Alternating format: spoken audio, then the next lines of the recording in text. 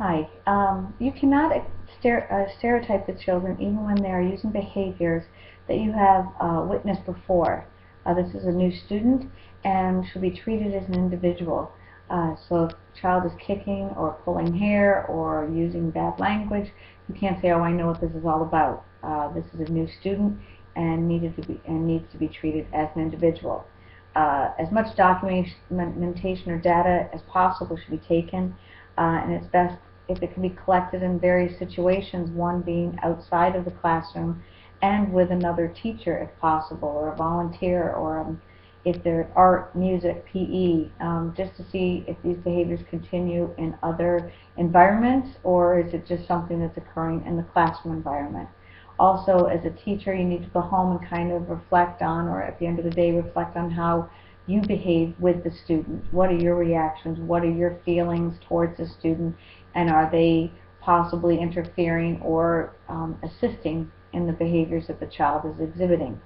You want to know the ABCs of the behavior, the antecedent. What triggered it? Why is the child acting like this? What happened? Where was he? Who was he with? Then the behavior itself. What did the child do? What was said? What reactions did the child have? And then finally the after behavior. What reaction did the child receive? How did the child act upon receiving whatever the attention was, and how did you react to the student's behavior, and how did you give attention to the student?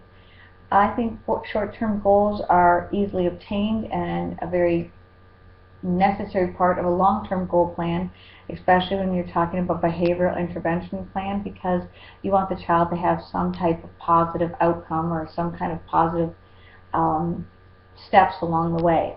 So to have short-term goals is a very necessary component of a long-term behavioral intervention plan. You also need to work with the student's strengths, such as in the video where Maria liked books. And so they use books as part of the long-term behavioral intervention plan, as well as books being the reward that Maria wanted at the culmination of getting 10 tickets at home. She would then be able to go to the library. So she would receive tickets at school for when she had good days, and she would go home and they would discuss this. And as I said, at the end of 10 days, or when she had 10 tickets, she was able to go to the library and get a new book.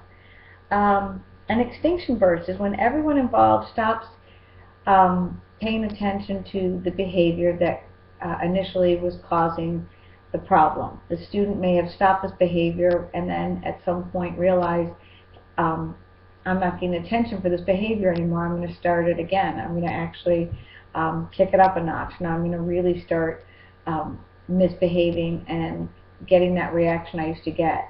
And all the adults involved in the behavior intervention plan have to be certain not to give a reaction for this behavior.